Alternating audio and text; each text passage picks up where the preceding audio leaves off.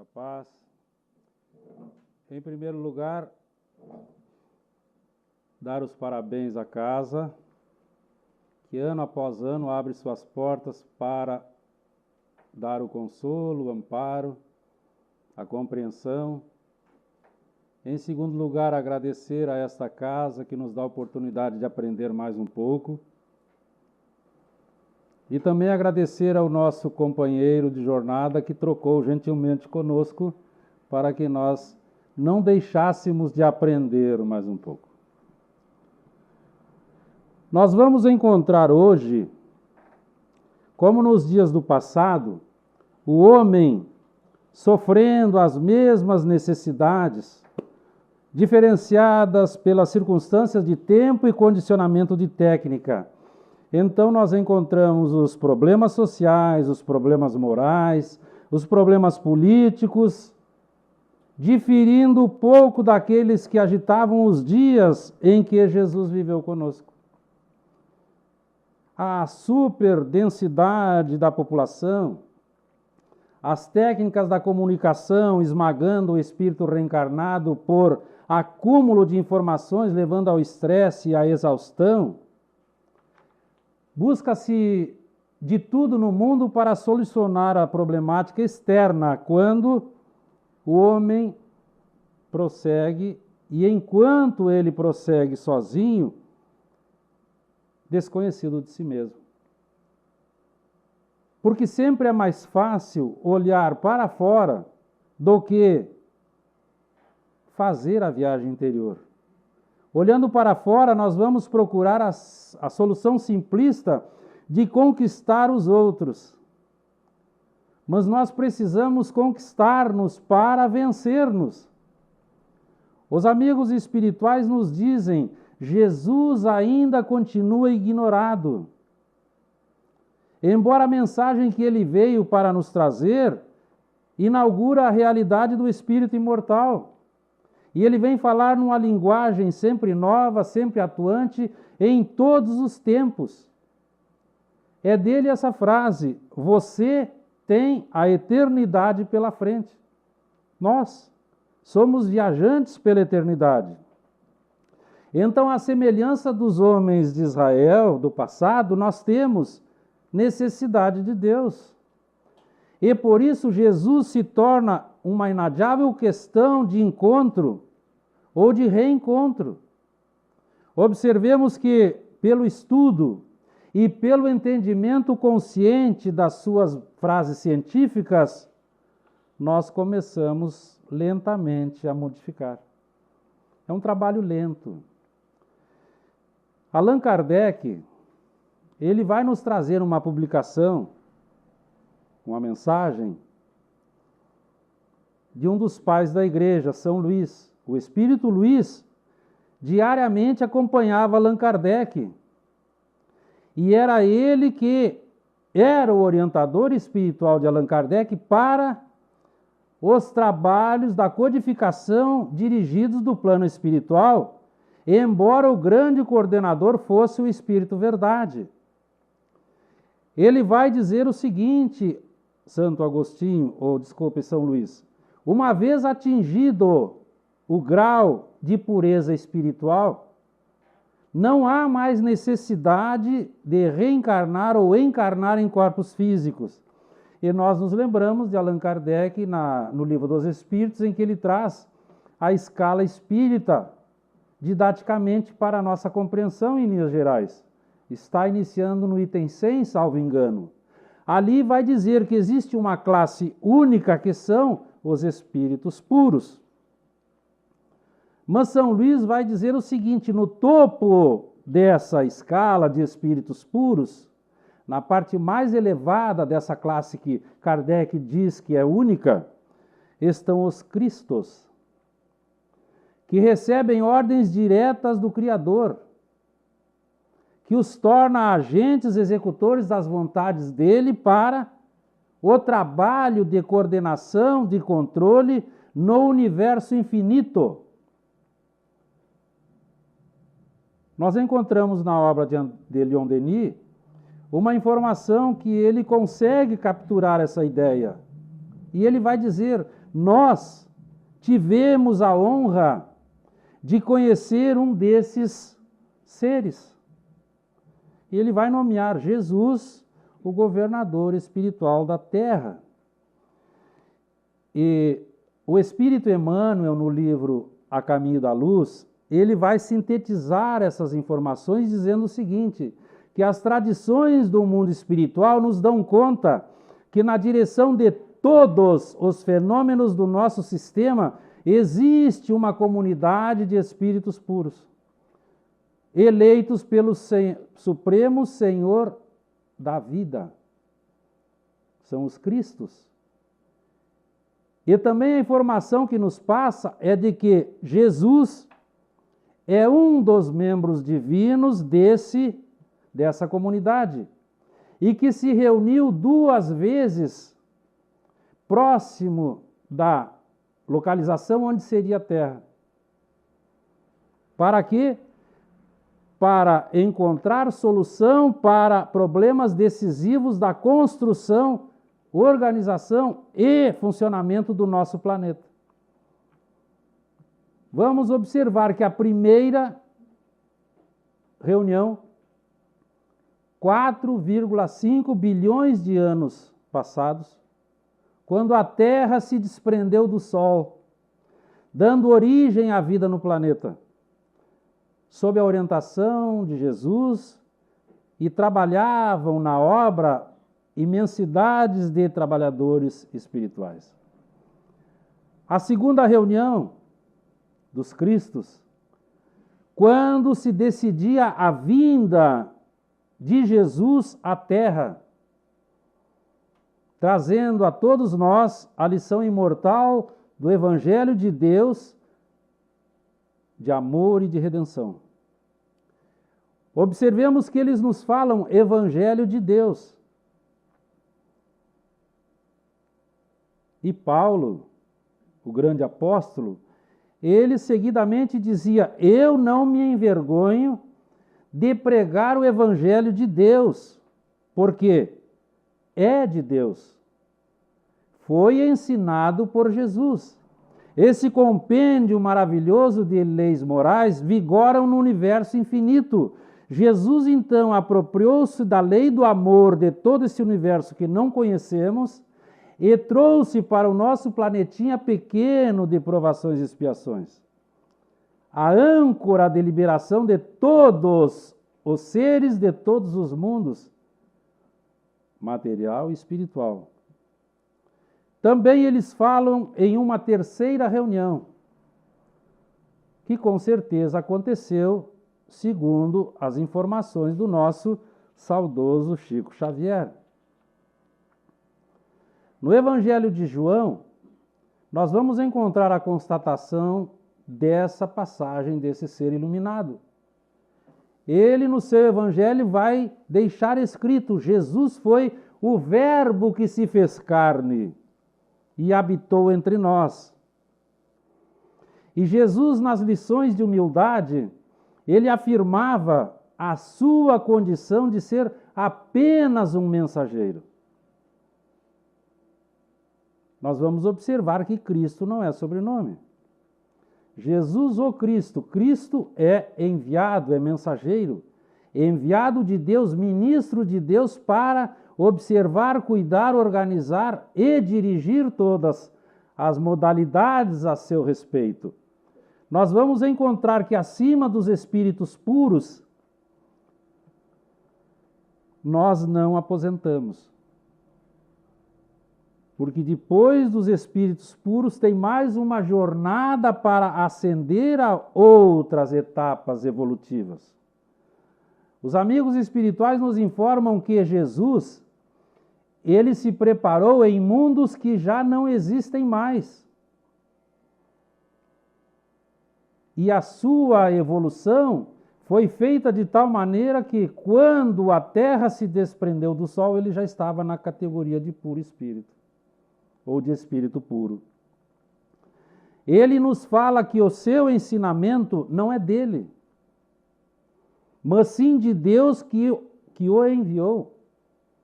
Observemos que as palavras que ele trouxe eram palavras de vida eterna.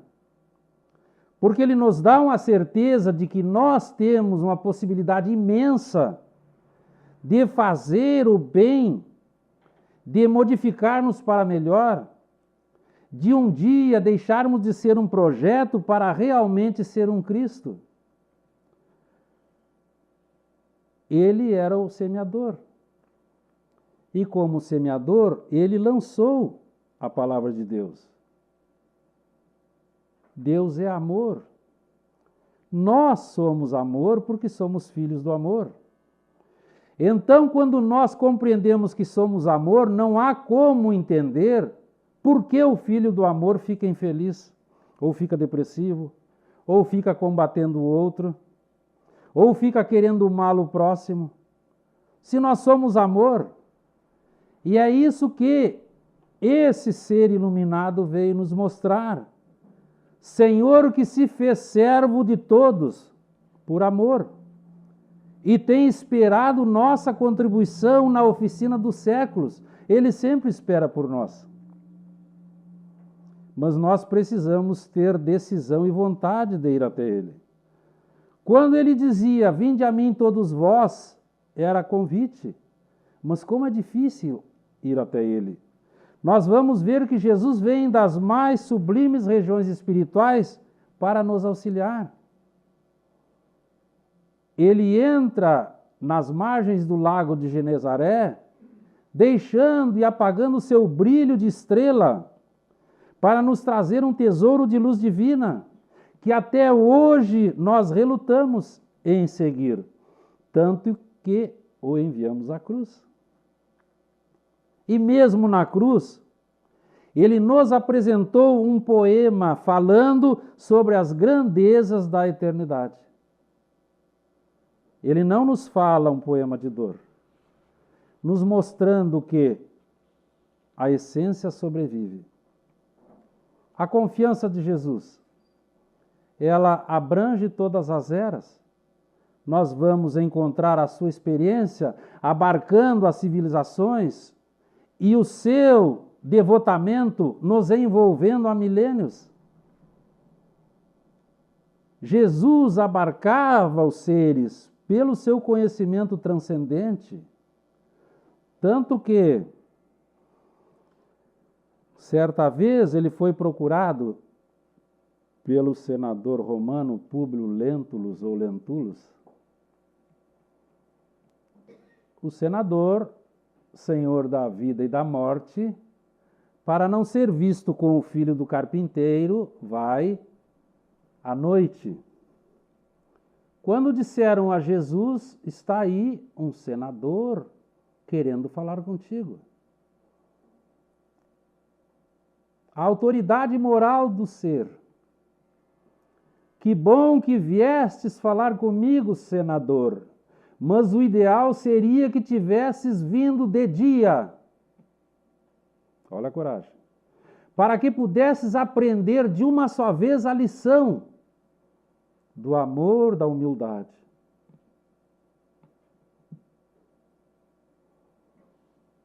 Quando todo mundo se espantou e se amedrontou, o próprio senador ficou estupefato. Um carpinteiro falando assim para ele. E Jesus continua: estás hoje diante do maior momento da tua vida. Ou tu decides me seguir, ou vais deixar passar mais alguns milênios. Jesus ficou 30 anos quieto. A única exceção quando ele tinha 12 anos, em que ele vai falar palavras demonstrando a sua real estatura moral evolutiva. Mas ele deixa para os últimos 3 anos, e aí nos traz uma maravilha imensa de frases científicas que nós ainda não estudamos. E os amigos espirituais então nos informam: Jesus amou sempre, por saber ser o amor a fonte inesgotável da vida. Levantou os pequenos da terra levando-os à condição de irmãos. Enquanto nós estivermos olhando Jesus na cruz infamante, ele vai nos mostrar, na certeza de que era necessário ele ser imolado, ele doou-se imperturbável, com muita serenidade, não se queixou, não solicitou nada, perdoou os equívocos e retornou ao seio dos amigos que estavam esparsos, amedrontados e saudosos para atestar a imortalidade. Ele esteve entre os seus acompanhantes 40 dias, para que eles recuperassem a confiança e vissem: o Mestre está conosco novamente. Nós precisamos compreender essas informações que nos chegam, porque ela nos mostra o núcleo central dessa mensagem divina. É o amor. E ele vai sintetizar toda essa nossa passagem pelo planeta, todas as civilizações que já estiveram, sob a égide do amor. Amor a Deus, amor ao próximo e amor a si mesmo. E ele vai então nos dar o nó górdio da questão toda, a chave para abrir esse escrínio de luz que nos aguarda. Amar-se. Nós precisamos gostar de nós. Quando nós nos amamos, nós amamos o outro, porque nós estamos bem. Nada nos incomoda, nada nos prejudica. Nós estamos amando. Quando nós amamos, amamos os outros. Por quê? Porque esse amor é um sentimento que nós geramos em ondas mentomagnéticas, e essa geração própria, ela vai irradiar-se naturalmente, porque tudo irradia naturalmente no universo, e quando nós irradiamos sentimentos de amor, esse movimento vai preencher todo mundo. Então, quando nós nos amamos, nós amamos o próximo, amamos os outros, e aí nós amamos Deus que nós não vemos. Quanta sabedoria nós encontramos nas frases, que muitas vezes nos dizem: mas será que Jesus existiu? Mas esse compêndio todo que ficou falado, e que até hoje, passados os milênios, nós estamos sempre discutindo e conversando, são para que nós tenhamos uma possibilidade consciencial desperta. São ensinamentos que não vieram dos povos autóctones da terra. Um ser de luz, um Cristo, um enviado, um mensageiro nos trouxe isso para que nós pudéssemos ser grandes como eles são. Eles poderiam se despreocupar conosco porque eles já são espíritos melhorados, espíritos bons, espíritos puros. Mas eles fazem conosco o que nós fazemos com as nossas crianças. Nós pegamos as nossas crianças pela mão e as levamos para que elas não caiam, não se machuquem, não se percam. Eles fazem conosco a mesma coisa.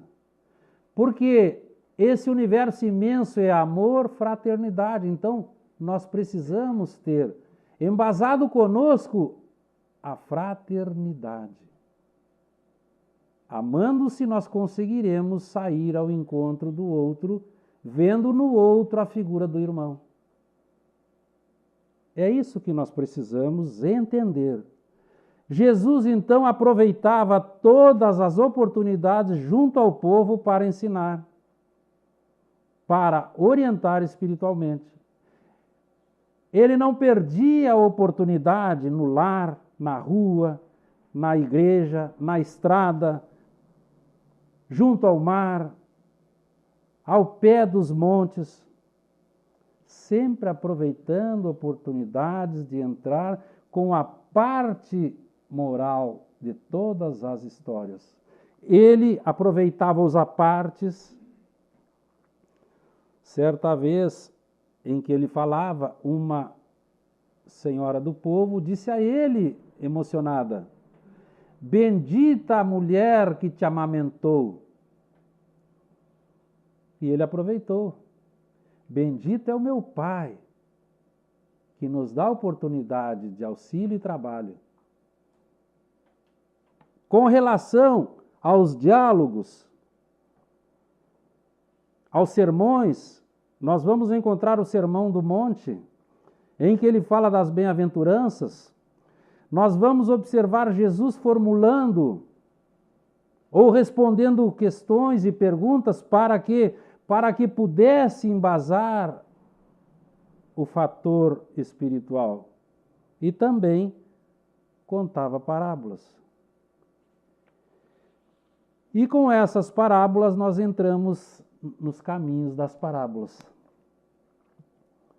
As parábolas, todos nós sabemos, nós estamos apenas revivendo. São conhecidas dos povos orientais e dos hebreus, as parábolas do Velho Testamento. Só que as do Novo Testamento são todas de Jesus. Todas foram contadas por Jesus. Nós temos uma diferença entre autores de 38 a 44. Mas elas têm mais ou menos aproximado 40. Narração alegórica, que encerram a doutrina moral, mas é uma história simbólica, comparativa, que vai contar uma verdade importante e que vai concluir com uma regra de conduta a ser seguida num determinado momento. O mestre dos mestres. A parábola tem as vantagens de interessar, impressionar mais a quem ouve, porque é uma história. Quem não gosta de ouvir histórias e contar histórias? Ela vai facilitar a compreensão, porque essa comparação vai suprir as deficiências intelectuais de quem ouve. Também ela é mais fácil para transmitir. Tem pessoas que contam histórias muito bem. E também permite dizer verdade sem que a pessoa se exponha. Jesus fazia isso. Ele falava as verdades para todos os poderosos da época e não se expunha, porque é simbólica e quem ouve vai tirar uma conclusão. Ele não agredia diretamente, porque se assim o fizesse, ele estaria contrariando os seus ensinamentos. Mas ele não deixava de falar aquilo que precisava ser falado. Tanto que ele vai conservar da lei de Moisés aquilo que era divino. Mas aquilo que era materialismo, ele vai combater com todas as suas armas e com toda a sua vontade. Tanto que nós vamos observar que existiam mais de 600 e tantos mandamentos ou ensinamentos no tempo de Moisés. Jesus vai diminuir em 10 e vai sintetizar no amar a Deus, amar o próximo e amar-se. E essas 600 e tantas orientações eram para ser recitadas 2 vezes ao dia. Era para não esquecer e para não fazer nada errado. A metade era obrigatória e a outra metade não era tão obrigatória, mas todos deveriam saber. Então, quando Jesus nos traz essas parábolas no seu tempo, ele vai trazer a simbologia do dia a dia do seu povo. E nós encontramos os animais, as sementes, as aves, o dinheiro, as crianças. Parábolas sobre flores, sobre árvores, sobre portas, sobre banquetes, sobre a luz, sobre o sal, sobre o traje. A inteligência do ser. Nós vamos iniciar as parábolas com Simão Pedro. Quando ele estava feliz, alegre, o mestre estava reunido a eles, fazendo uma refeição, e ele sai por um momento e vai então convidar os fariseus para que viessem falar com Jesus. Na sua alegria, na sua situação faceira, ele vai buscar então os doutores da lei.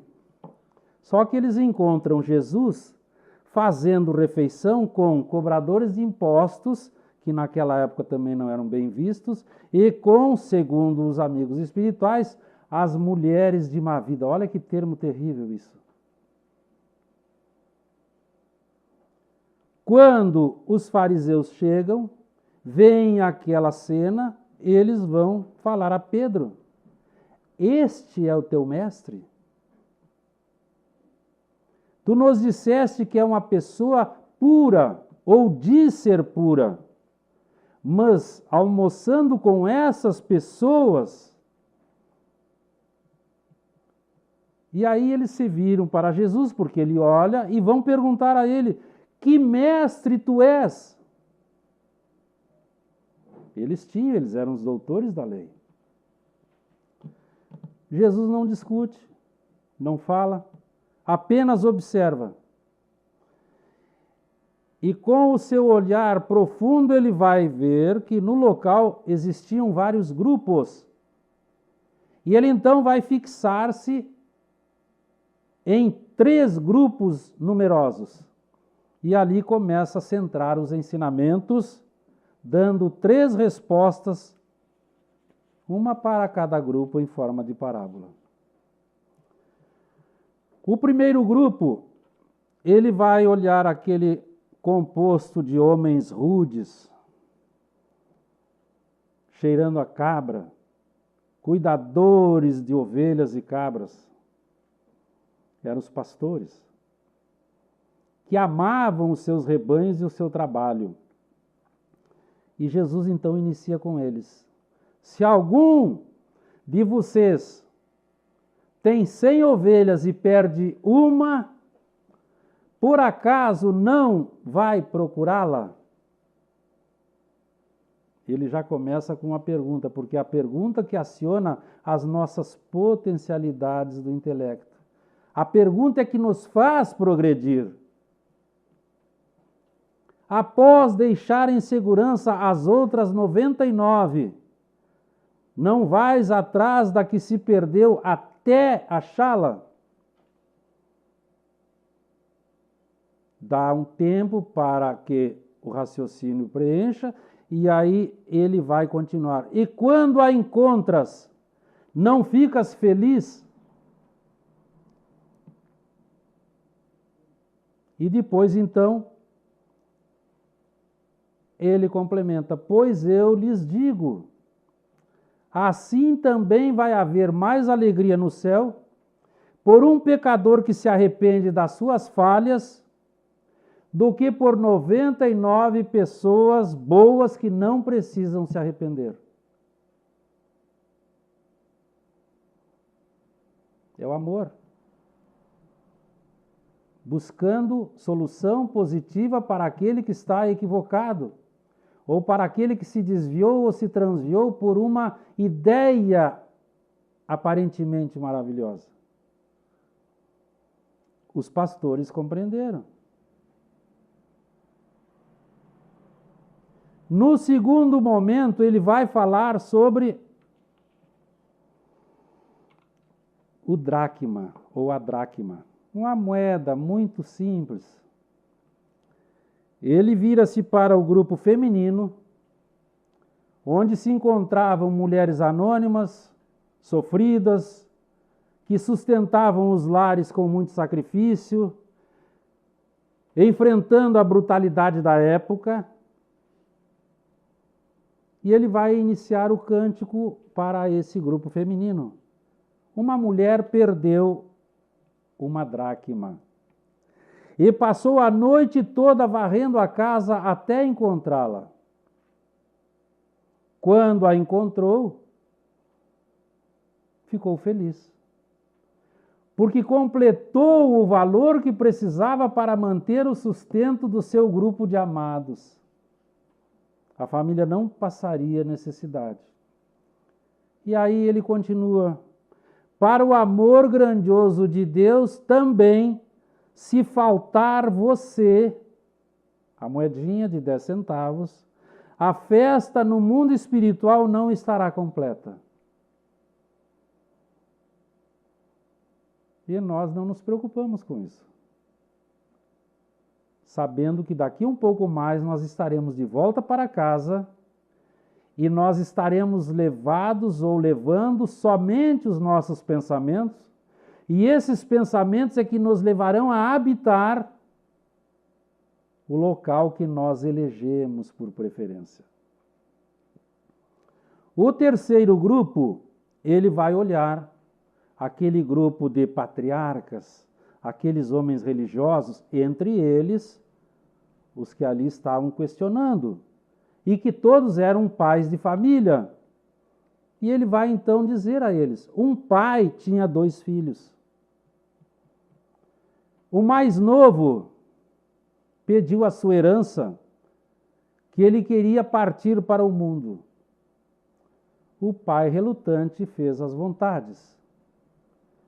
Ele, dissoluto pela pouca idade, gastou tudo, passou fome, passou frio e acabou alimentando-se dos restos de comida de porcos.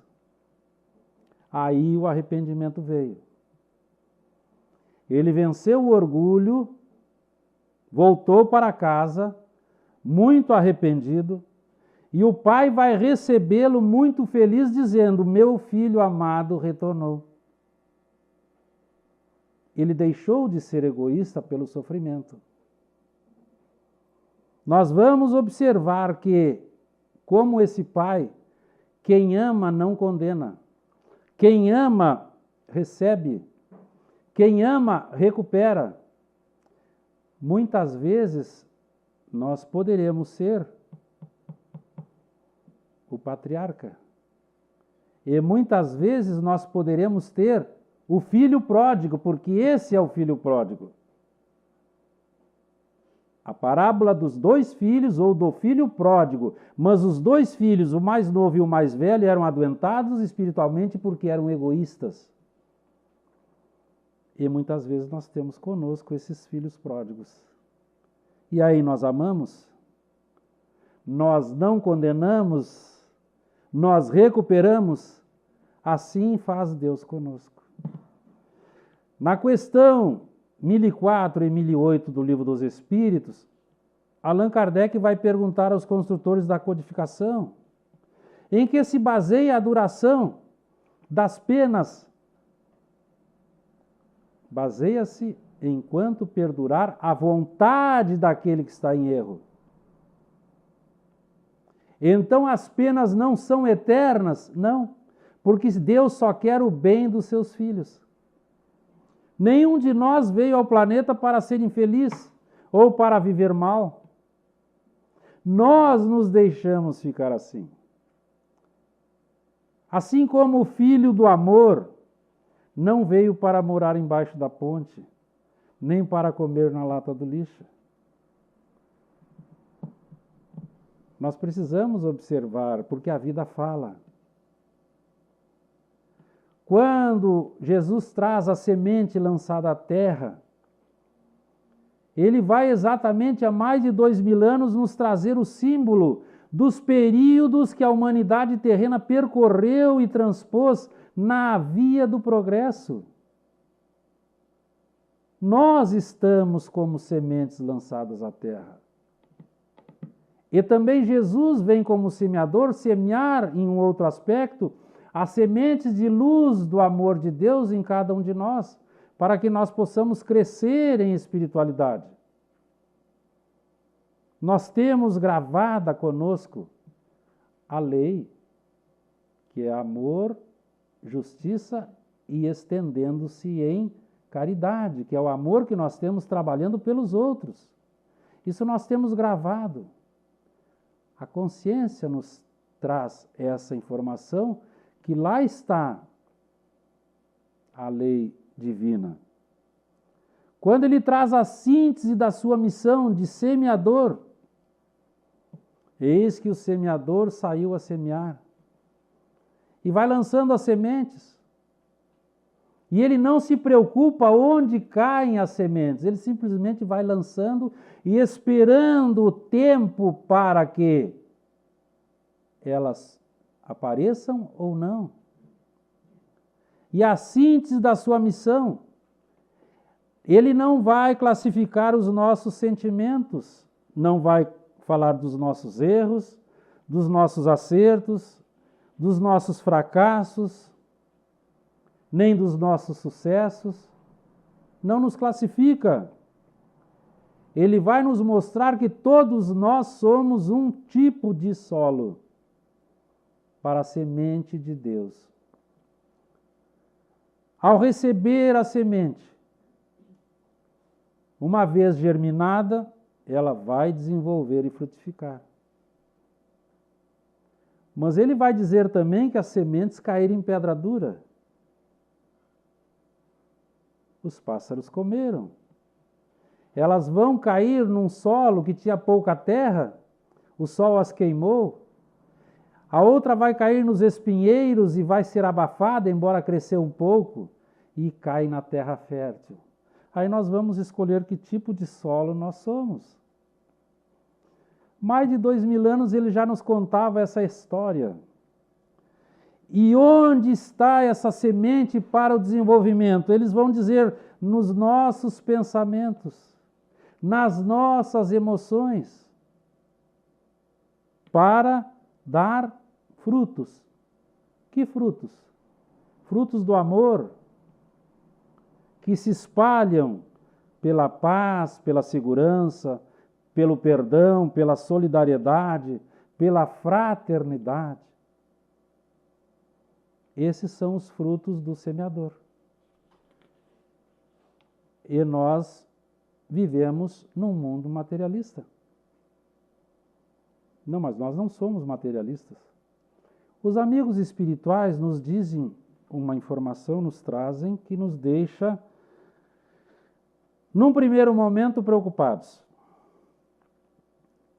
Mesmo que o homem se vincule a um segmento espiritualista, ele continua materialista. Nós temos uma cultura materialista. Um dos povos exilados de Capela que nos ajudou na expansão era materialista. Tanto que muitos ainda estão aí. Nós vamos observar uma outra informação, quando ele fala que o reino dos céus é semelhante ao fermento que uma mulher tomou e escondeu em 3 medidas de farinha, colocando-as em tempos diferentes até que o pão ficasse todo levedado. E aqui nós temos a informação semelhante. O reino dos céus é semelhante ao fermento. O fermento, ele faz crescer. Mas o fermento de Jesus é o trabalho evangélico. A massa somos nós. E o trabalho evangélico, ele vai crescendo através dos tempos. Quanto àquelas 3 medidas de farinha colocadas a tempos e tempos, os amigos espirituais nos informam, a primeira medida foi Moisés, a segunda medida foi Jesus, e a terceira medida foi Allan Kardec, com o Consolador. Jesus, mais de 2000 anos. Então nós temos Moisés, 1500 ou mais antes de Jesus. Vai aos egípcios. 2000 anos. Consolador, 1855 com as mesas girantes ou dançantes. Olha o espaço de tempo que tem para que a nossa humanidade se esclareça a respeito das verdades de Deus. E quando questionavam Jesus, ele dizia, mas se eu vos falo das coisas da terra, não me acreditam? Como irão acreditar se eu vos falar das coisas de meu Pai? E aqui está muito claro. Quanto mais nós estudarmos o Evangelho de Deus, trazido por Jesus, mais descobriremos detalhes que não tínhamos visto e o aplicaremos nos nossos momentos diuturnos em todos os departamentos da atividade na Terra. Observemos que essas histórias são atualíssimas. A parábola da rede. A rede nós sabemos, é instrumento de trabalho em que se lança ao mar para capturar todo tipo de peixe, dependendo da malha, logicamente, os menores caem.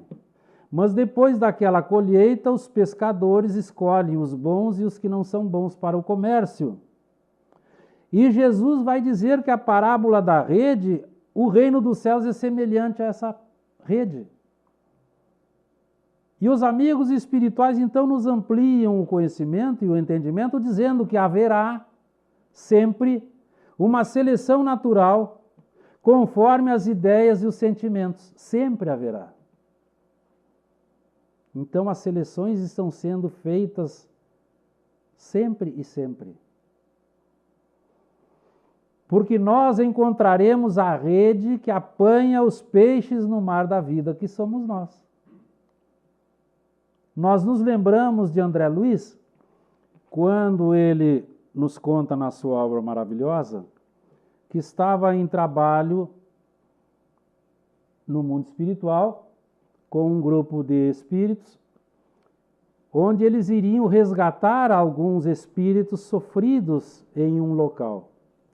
E André Luiz, então, como repórter do mundo espiritual, nos conta que, chegando lá, nessa localidade, ele viu que tinha uma imensidade de espíritos tipo sombras e que os seus companheiros lançavam redes brilhantes para o local onde eles estavam.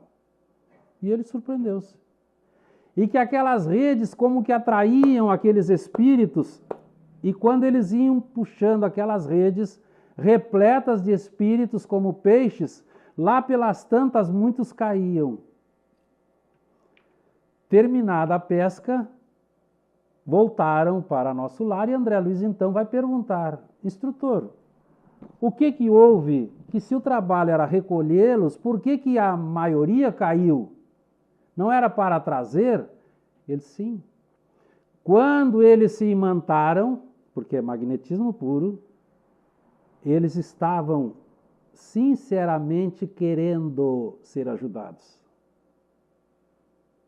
Então nós temos que ter sinceridade na nossa vontade. Quando diminuiu aquela sinceridade, foi automaticamente sendo separado. Aqui está a parábola de mais de 2000 anos. A rede para nos pescar no mar da vida.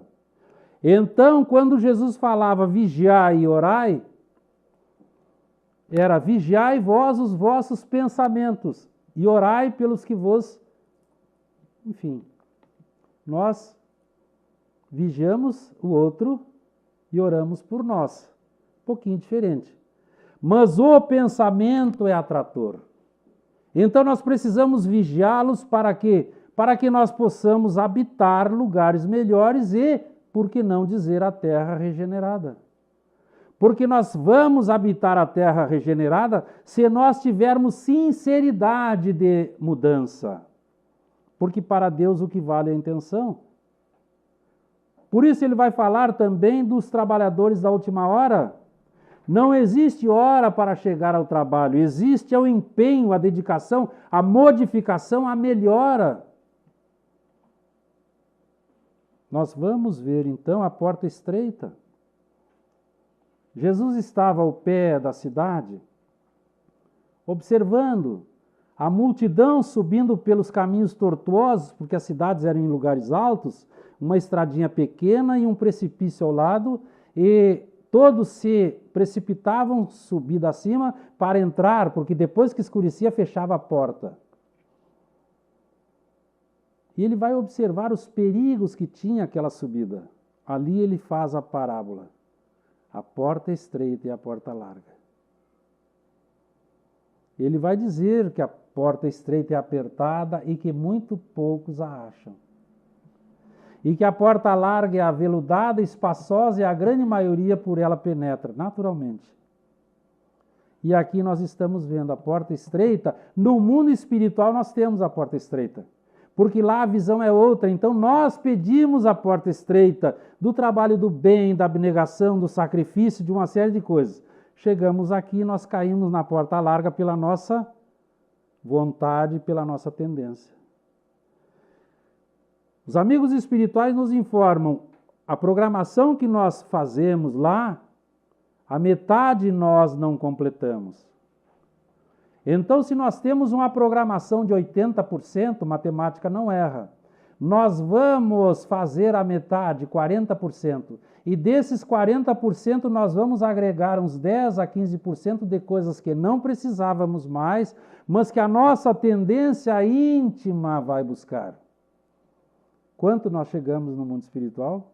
E eles estão sempre nos ajudando, sempre nos incentivando. Se alegram com as nossas vitórias, ficam tristes com os nossos equívocos. E o que nós vamos fazer com a porta estreita? A opção é pelo trabalho no bem, pelo cumprimento do amor no dever, amar o nosso trabalho. Encontramos pessoas que não gostam do que fazem, que não gostam da família. Então não compreenderam ainda que deve ter amor pelo cumprimento do seu dever, para nos liberarmos do mal que ainda existe na nossa intimidade. A grande verdade é essa. Do bom samaritano, então, não precisamos conversar, porque é a ajuda permanente. Nós conhecemos essa história. O homem descia de Jerusalém para Jericó. Jerusalém, cidade espiritual. Jericó, cidade materializante à beira da costa. Então a figura descia do mundo espiritual para a materialidade, foi assaltado. Quando nós descemos de Jerusalém, nós somos assaltados. Foi deixado como morto. Passou por lá um sacerdote, não fez nada, não queria se incomodar. Passou por lá um levita religioso, não fez nada, foi embora.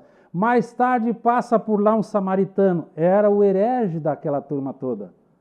Ele tinha caridade, ele tinha amor e vai socorrê-lo. E essa é a figura que Jesus nos traz. Fazer o bem sempre. Poxa, vou ter que ajudar. Ou lá vem aquela pessoa chata com aqueles assuntos que não dizem nada. Para nós não, para ela dizem muito. Por quê? Porque ela está com depressão. O que nós fazemos quando temos depressão? Nós vamos ao psiquiatra, tomamos o remédio, ou vamos ao psicólogo e fazemos a terapia. Então lá ele nos escuta, nós como um balão cheio desinflamos, voltamos melhores para casa até a semana que vem, quando ele vai estar cheio de novo. E por que nós não fazemos isso com aquele nosso amigo, aquele nosso irmão que não tem condições de ir lá? Emprestemos apenas a parte externa do ouvido, sem nos deixar contaminar pelas ideias, porque nós temos essa possibilidade de trabalho. Ele vai desgravar aquilo que está incomodando e vai sair melhor. Um exemplo prático, casa do papai e da mamãe fim de semana. Todos os filhos vêm das suas casas e aí não se sabe por que começa uma discussão. Sai todo mundo brigado. O papai e a mamãe, que já tem uma certa idade, quase morre do coração.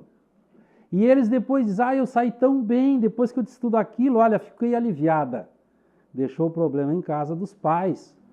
Como dizem, por que não vão brigar na casa deles? Isso é o amor? É o amor.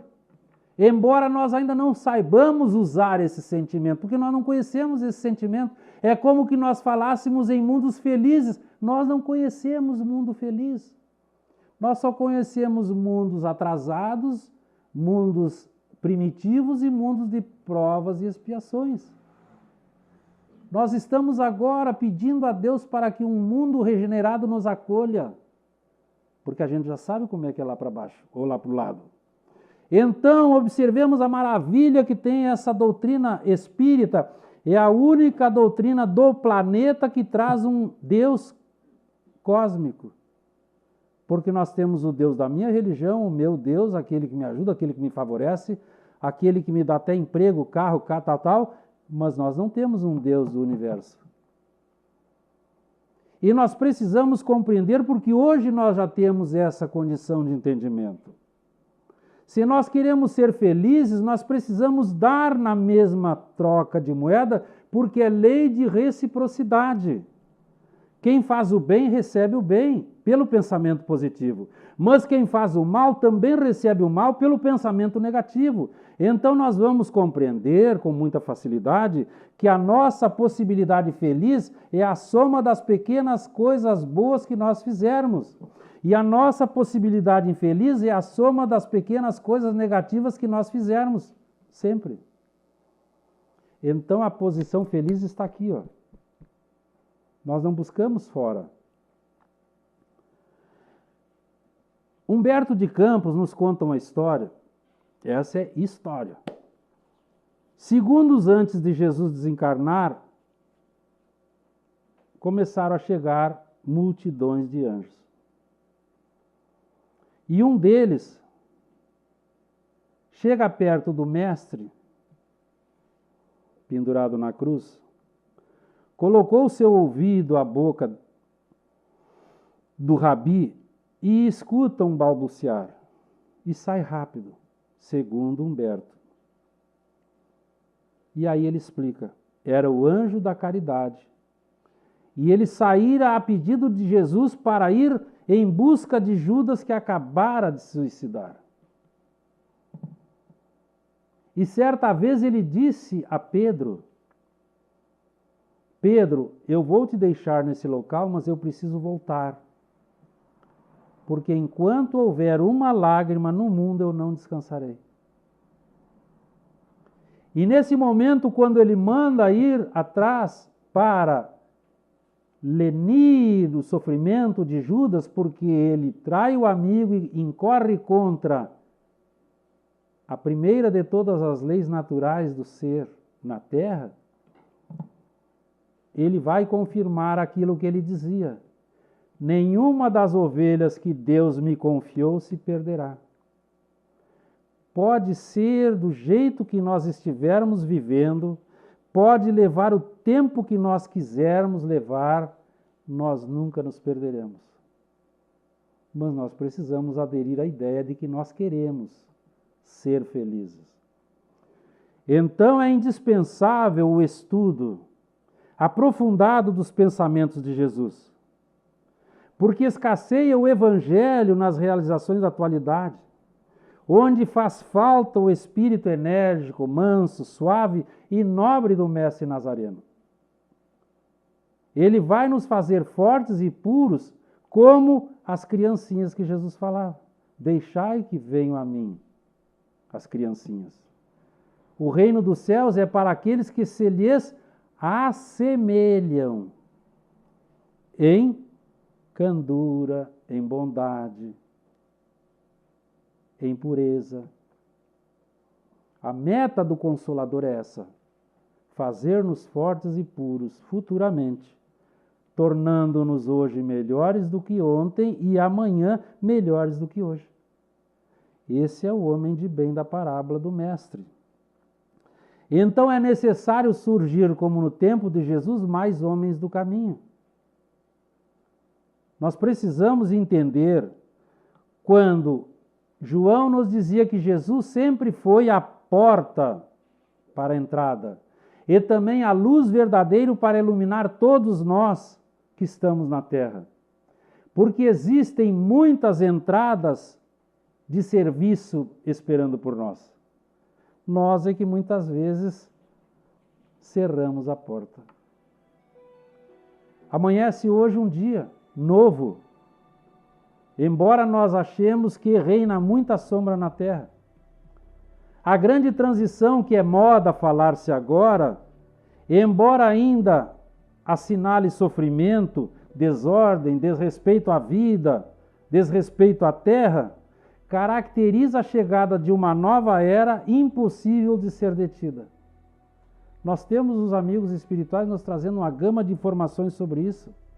Então Jesus entretece com fios do amor a túnica nupcial de todos nós, num noivado interminável com Deus e a humanidade de todos os tempos, que Ele está esperando desde a fundação da terra, até que se concretize a boda sublime, para que a nossa grande família terrena se reúna numa grande família espiritual, agora com um pleno reinado de paz na terra do futuro. Nós é que temos o trabalho para fazer. Quando nós estivermos na terra regenerada, o bem vai reinar, a verdade vai vencer, a vida vai superar a morte e a fraternidade vai reinar entre todos nós. Muito obrigado.